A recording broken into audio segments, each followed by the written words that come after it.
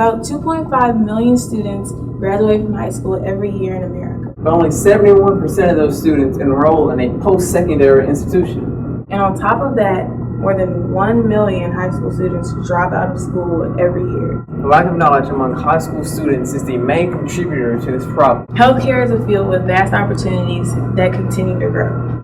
Here's a film to educate high school students about the different healthcare careers. I am the project manager of the Meharry Consortium Geriatric Education Center. My job is to manage the federal grant that funds a geriatric education consortium, which is basically a collaboration between Meharry, TSU, and Vanderbilt University to train health professional students and faculty and professionals who are already out in the community in geriatric care. My job title is clinical psychologist and assistant professor. As a clinical psychologist, I'm a health professional who works with medical patients here at Meharry who may be struggling with some issues related to their health. I'm the associate professor in the Department of Family and Community Medicine, and I'm also the director of medical education in the Office of Student and Academic Affairs here at Meharry Medical College. Twofold. I'm what you would consider a clinician educator. So I have 50% clinical duties in which I take care of patients in a clinical setting, and that's the inpatient, which is the hospital, the outpatient in the clinic. And I also take care of patients at a nursing home out in Murfreesboro, Tennessee.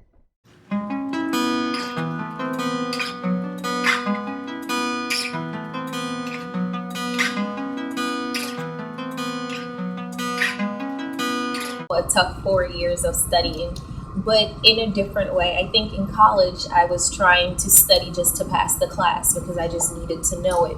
Whereas now I need to study because this is going to be my career. This is what I need to know from day to day. Really important, unlike what you'll find in a lot of your college classes, is that when you get to medical school, things are very self-directed.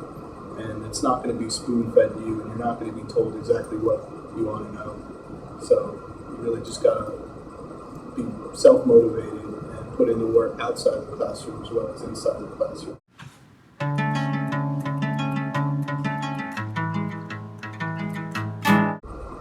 I plan on specializing in ophthalmology. At first I wanted to be an optometrist, which is the everyday eye doctor you see and get your glasses from. But then I worked at a clinic where there were ophthalmologists and they perform surgery, so it's, from day one I knew I wanted to do that. I got no idea.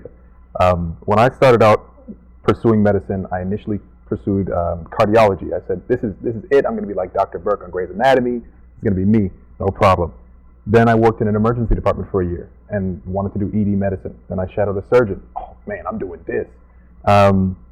Worked with the Da Vinci medical assisted robot, the surgery device. Oh, I'm doing that. I got no idea. And I'm pretty sure it'll be like that until I finally decide sometime 2 years from now.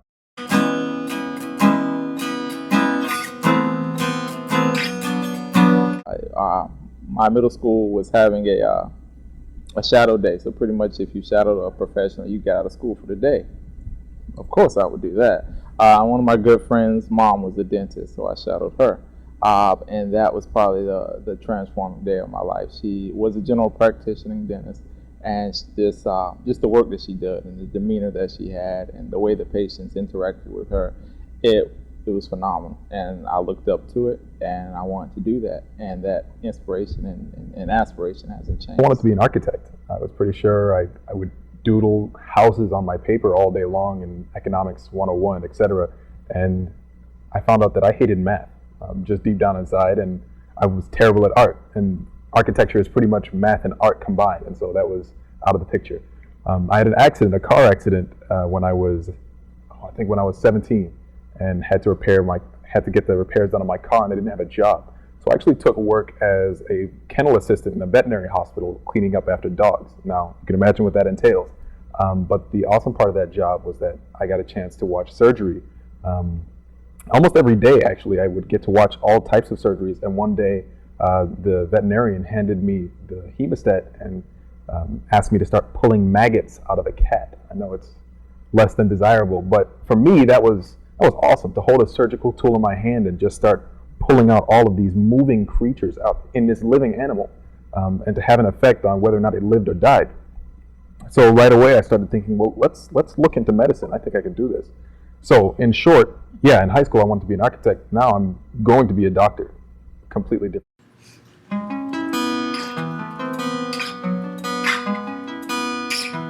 Adapting to studying. I never had to study in high school. I did high school in 3 years. I hardly ever studied in undergraduate. Traditionally, depending on the difficulty of the class, I either started studying 4 or 5 days before the test or 2 days before the test, and I just went to class every day and took great notes. But here, I study every day. Yesterday, I studied from 3 to 10:30, and I was not done when I went to sleep. Being consistent with every week that will be going by, it's always going to be new information that I will have to learn outside of the classroom on new parts of the body when it comes to the cadaver. They'll have to know from, back just by looking at it. So it's just being consistent. My biggest challenge so far has been staying motivated. People tell you, they give you X amount of material to learn in a short amount of time, and it's true. They give you material after material, and it's not that it's hard, it's just a lot of material. So many people tell you when they get here, it's like, am I really in the right place? But knowing that I'm here and I'm in the right place for such a time as this is what is the hardest thing, just to keep motivating myself, saying this is what I'm supposed to do. There's no other option but MD.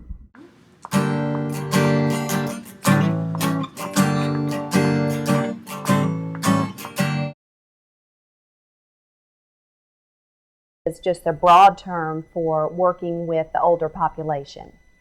And in our case, what we do here at the Geriatric Education Center is we train students, faculty, and health practitioners to provide care to older patients. As a psychologist, I tend to think about and work with individuals on changing lifestyles and behaviors. Family medicine is a specialty that entails taking care of all persons. We see everyone. We call it from the cradle to the grave. I deliver babies, and as I mentioned earlier, also take care of nursing home patients.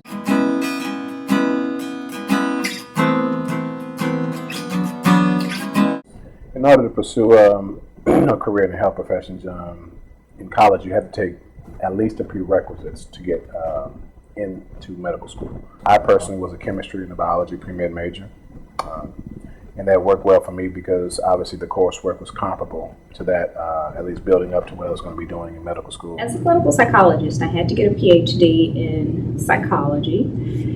And after that, I had to get training through an internship program. And because I'm interested in research, I also did what's called a postdoctoral research fellowship. And that allowed me to get some additional experience in a hospital setting, providing psychological interventions to medical patients and their families. I had to get my master's in social work, which I have, and when I was in graduate school, I focused my studies on geriatric social work because that was an interest of mine. And I think that really helped me get this position. It wasn't just my studies, though. It was also some previous work experience that allowed me to get this position. Working for the federal government, working on federal grants for other agencies. I think all of those combined with my education really helped.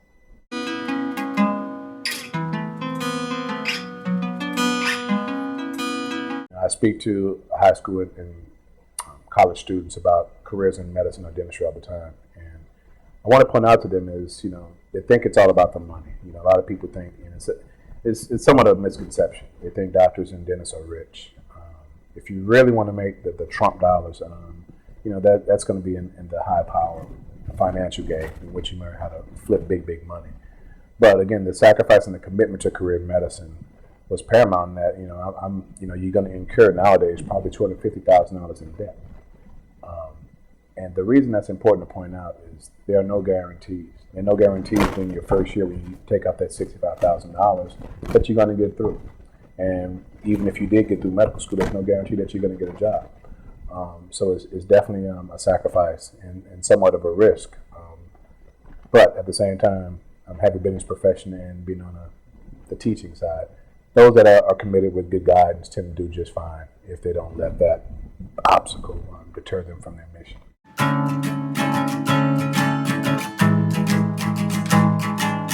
My mom was a geriatric nurse for a number of years, and so I was exposed to it at an early age, and I was always interested in the stories that she would tell when she came home and talked about her patients. If it really is something that you truly want in your heart, don't let anything deter you from it. Do what you have to do now so you can do what you want to do later. If you could go to undergrad for free, do it. If you can apply to scholarships, try to minimize your costs at all costs. Don't wait until you're in medical school to start learning how to become a doctor.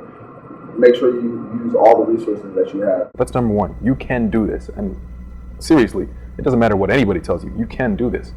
If that's what you really want to do it. Don't let anybody tell you, oh, the MCAT is hard or the hardest part is getting it. No. If you know that's what you want to do it.